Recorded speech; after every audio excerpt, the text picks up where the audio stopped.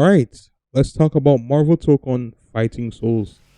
For those who don't know, it's an upcoming Marvel 2D fighter being published by Sony Interactive and PlayStation Studios. It has a very unique art style and gameplay mechanics, with the main draw of it being a 4v4 tag fighter, which is the first of its kind in the fighting game community, or FGC for short.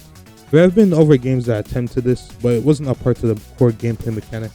It's definitely a good time to put out more Marvel games after the success of Marvel Rivals.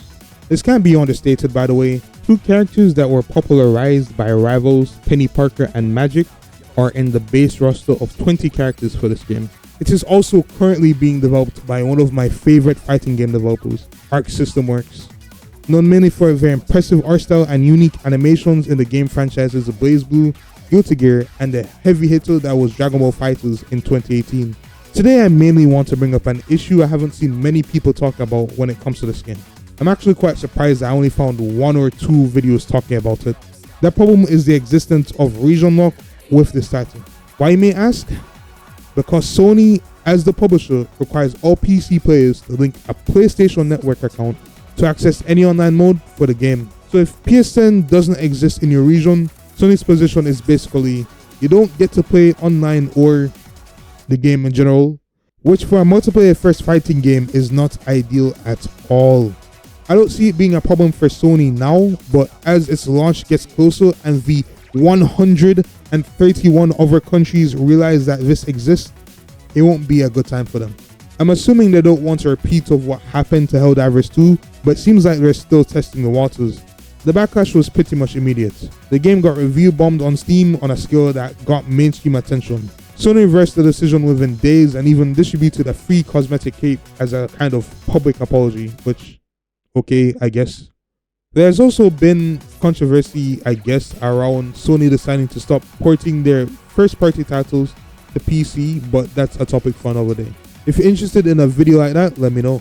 Anyway, I love to just use a VPN to change my region and purchase the game, but sadly, for some odd reason, I want to keep my Steam account and the multitude of games I have access to. Steam might be an absolute unit when it comes to PC game marketplaces, but in this scenario, there's not much they can do. According to their policies, using a VPN to purchase a game outside your region could get you banned, and I'm not risking that for one game. Plus, the current purchasing power of my country makes GameStop trade-ins look like a better option for getting the game. I don't really need to get into regional pricing for games, as that's not the topic of the video, but it definitely contributes to the conversation. Speaking of, Sony, you're not slick with the whole variable pricing thing on your PlayStation store right now. Just kind of kill that whole program. Anyway, my main point is most fighting game sales come from the purchases of casual players. I'm 100% sure that the Marvel IP will bring a lot of these people to the title, but surely Marvel themselves will be pleased if this game dies because of this region lock restriction. I'm pretty sure they don't want this game to end up like the Discord only fighter the last Marvel game ended up being. This is one of the fastest ways to kill most multiplayer games, with fighting games probably taking on the biggest hit from this decision. Fighting games are already very niche titles due to usually being seen as difficult to get into, so Sony is not doing anyone any favors. Despite its niche, the FGC is inherently global. It always has been. The players who define the competitive meta, who push the game to its limits, who build the communities around it, are found all over the world.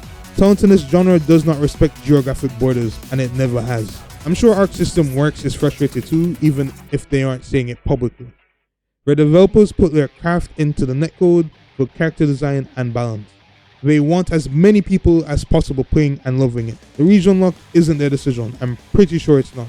They're the developer for hire, and Sony is the publisher, which is the one making the main call to this. ArcSys is watching potential players get turned away from the door with Sony's lock on it. You get the joke because it's a video about region lock.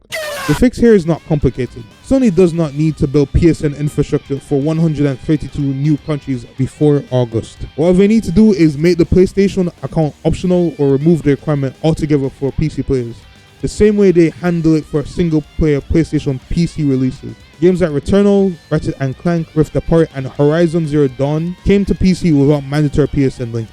You could connect a PSN account for optional bonuses if you wanted to, but there was never a barrier to actually playing the game. That model works, it exists, and most importantly, Sony already uses it. Just give Tokon players with PSN accounts some kind of unique skin or something similar to what PlayStation already does for Fortnite. Alright, so here's the reality. Sony listens when the community is loud.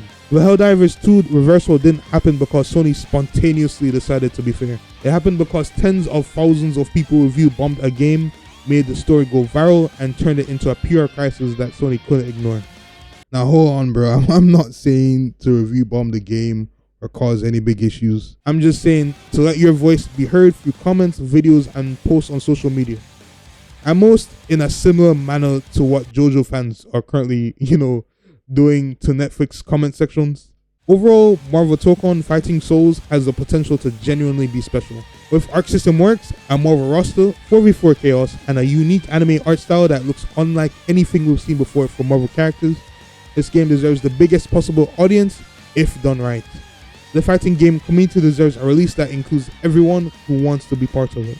Sony, frankly, with the Marvel IP attached and Arc System Works reputation on the line, the answer should be obvious here. I'm sure they don't want to fumble their access to Marvel IPs any more than they did with the last Avengers game. That was not the greatest showcase of a Marvel title, I guess. So PlayStation Studios or Sony or whoever is capable of reversing this decision, just put the fries in the bag, bro.